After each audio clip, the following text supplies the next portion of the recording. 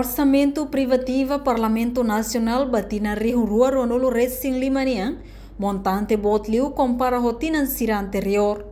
Lihusi plenária extraordinário e a quarta-feira, semana Kotuk.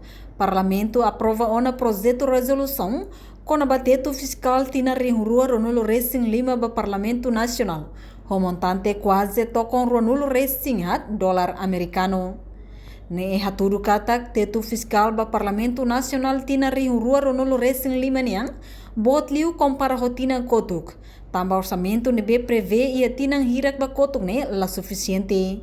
Chefe bancada Fratelin Aniceto Guterres Lopes considera orçamento bote e estudo comparativo niang, no bancada Fratelin apresenta uma proposta, hori a menos orçamento refere, mas be proposta hirak ne la passa.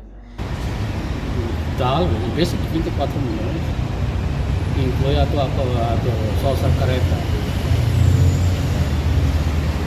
para você.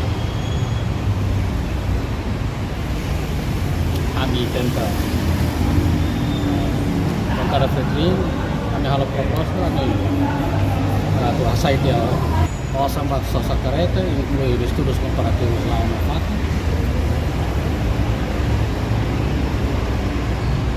Bater o orçamento do bote e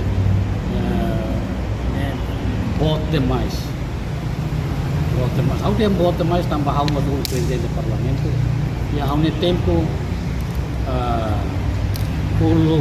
antes de assumir a presidência o orçamento total é 20 milhões orçamento do parlamento e há um tempo há 14, 15 anos.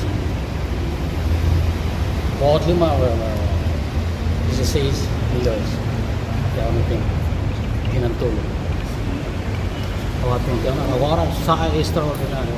Entretanto, o orçamento privativo do Parlamento Nacional tina Rio Rua Ronolo Racing Limane aloca o programa HAT no subprograma WALO, composto de fortalecimento institucional, fortalecimento laço amizade parlamento, assunto constitucional no funcionamento parlamento.